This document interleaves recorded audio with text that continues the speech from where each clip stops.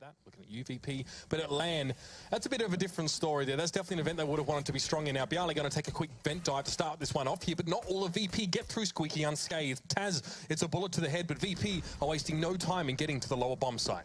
No, 3 players, no armor though. They've got the molly still on Neo, stacks with a flash, and the afterplant positions are into play. Now it's retake time for LDLC, but no kit on board either. Full armor for them, so fights galore about to kick in, and they're not winning those. Until then, Maniac's going to bite back a little bit towards Byali, but time is a ticking, and that is the important factor here. And now in a 2v2, with Twanu so low, this is looking less and less possible. VP playing hide the Glockage. They've actually switched over the USPs at the moment, but Snax can't really connect him. This dude managed to catch him off guard. That's a bit of a blooper, and now Pasha has to do it all himself. He's used to lifting small children, of course, trying to look after one at home, but he can't lift his team through this round. It's going to be the defuse for Twanu.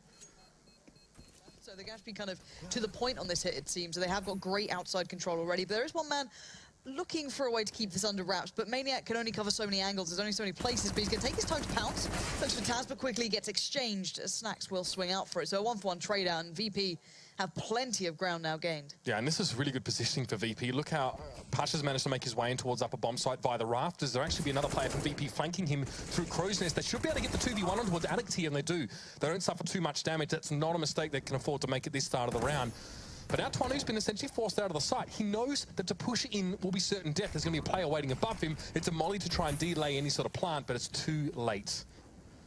Yeah, the angles of approach being cut down one by one. Smoke out there towards the main hut entrance, and you can see them just funneled in at this point. Pasha and Neo going to be doing the big damage between them, and now Mistu left with almost no options here. Most angles covered. Time to probably back away and consider how they can maybe handle that outer push. Almost all players just having so much presence there. And yes, this is already looking players that are sat up on upper can be picked off by players like Pasha, and the rest of VP is going to make their way down in towards the lower levels. And that was a flash for Pasha. He doesn't really use it at all there. A second one comes in. Here's the pick. Spots Node on the side. There, Alex is going to push forward out of hut to find him. That's going to weaken the Virtus.pro presence and the ability to keep players from LDLC on the upper site. Good dig from Mistu there as well, and no one checks for the vents on the other side. Maybe a bit of communication lacking at that point, because he was already kind of taking contact there as well.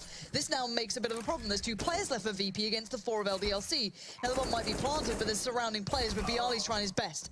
Finds Maniac, but it's all on him now in a 1v3. 2 guns recovered, but no kit on LDLC because they were still on that weaker buy. Yeah, they've got armor as well, so that grenade from Byali won't really get as much damage done as he would otherwise like. It hardly does anything, if I'm honest. He forced to face the music, and he goes preclude him from being involved in a lot of the play in the lower levels. It's going to take him a long time to get here low if VP want to pull the trigger soon. It looks like they might want to, but Neo's gunned down.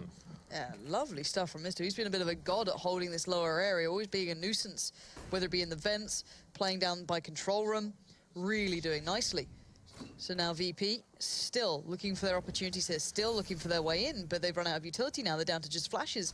Molotov used. Taz spams through. Twanu's aware of this now, goes for the fight, and he wins it. Nicely done. But he does get picked up eventually. But now the hit towards upper looks like it's coming in, and finally VP are actually landing shots. Snax and Byali just turning the tide a little bit, but there's still just Snax alive. So and with the this is a response to that, or it could just be another look for VP, and I don't really mind them going for something a little different, but Twanu's already connected towards Taz. But there is a reply, finally from VP trading out evenly, but it's still a 3v3, and for now, Existence going to keep his hand in the game. At this point, it's just Pasha now. Worked his way in, got an angle, can't find the shot. Maniac. I haven't seen Existence play from that CT spawn area yet. And again, time is going to be a factor here. Virtus.pro running this quite low. If Twanu makes an impact, maybe gets a kill, possibly 2, and then falls back, you're running out of options towards ramp. But it doesn't look like that's where VP want to go. Pasha towards outside, creeping his way back over. It looks like a bit of a hit coming in right about now, possibly towards upper. You got 2 players in good position. Maniac just turns the flash, comes back around. Nice shot from Pasha. That's the reply you want. Alex finds 2 where he shouldn't have been able to, but good positioning from him leaves Byali all alone in a 1v3, and he's not going to pull that scoreline, because sometimes it doesn't really matter if you're winning the rounds, right? So all that aside, it doesn't really matter. But look at this from Twanu. He lines him up, knocks him down. 2 back-to-back for him, but he did so much damage across the board. Now it's time for him, and he finds Twanu to open up. I don't mind VP cutting a bit of a different figure here, something maybe they needed. Find a way back through. Existence gets the tag from the locker room, but Pasha was still convinced of up above. But Existence just switches up position, catches out Byali, and Pasha a little slow to respond accordingly.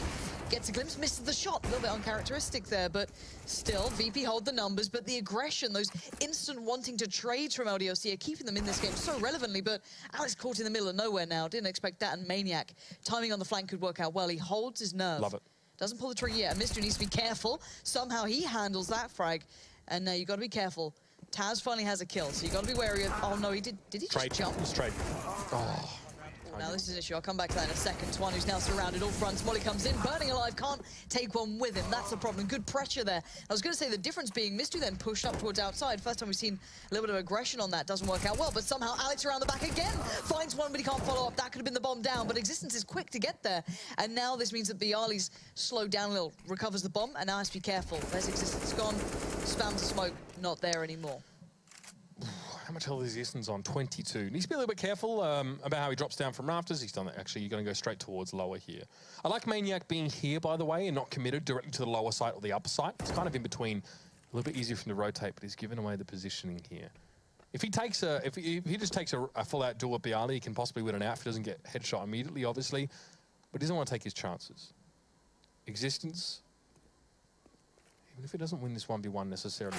Oh, hello, he picks that one out. Bialy caught with a grenade in his hand. You know, maybe a one-for-one trade out here. We'll see how much he can achieve if they actually go for this. VP, oh, hello. Still going to make their way here through Secret. They're looking just to get, you know, multi-peak scenarios to try and overwhelm players one by one here. But LDLC can respond to this. They've spotted so many of these VP players. Yeah, Nate's not even hitting that much. He's still okay here. 3 nades later, finally goes down, but he took one with him. Quick call for the rotate as well. Twanu going for a bit of a dangerous route, no disputing that. Going to be sat in the vents, burning alive. Backs away from it though. And Bialy's going to break through for VP. So now this is good. The addition of the mollies is helping them out here, clearing out the corners, getting them into better positions. Bombs now planted. The after plants, you've got 2 players here by the new room, and Twanu just claims snacks. Now they're both in the same spot. Both already spotted. Twanu! What was that? So quick, and now Bialy left in the 1v2. Twani won't be ready for this, but you can see Bialy was sandwiched on either side. Existence at least was covering it. Twani wasn't looking, he was looking towards the side, especially on the inception of this map. So VP really needs to dig deep here. Starts off well. Pasha finds Existence. Is going to be Team LDLC en masse here towards ramp. Nice little quick shoulder peek from Maniac. Love that play. Baited out the shot, came in close, got the job done.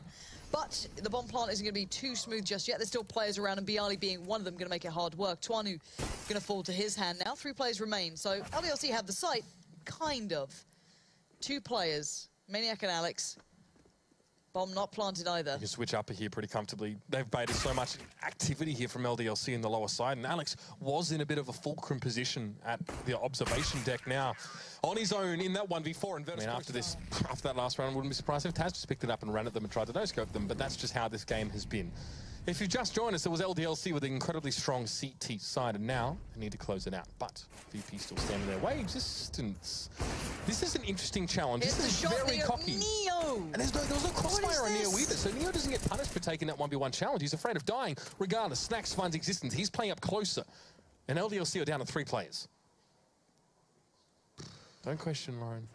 Just let it take you away.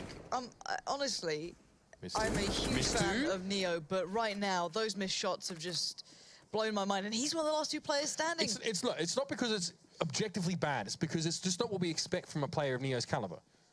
It was bad. You're trying to be a nice guy. We'll get to the round. Definitely not what we expect of Neo, though. No, given his pedigree, which is sparkling. Is in a tricky spot here. He can't really take like one-to-one fights. He's going to try and find a way to be relevant to this round. Oh, and now he's spotted. Tries to take a quick fight on it, but he's not going to get it done. It's Neo now, 1v3. AWP, clutch tight.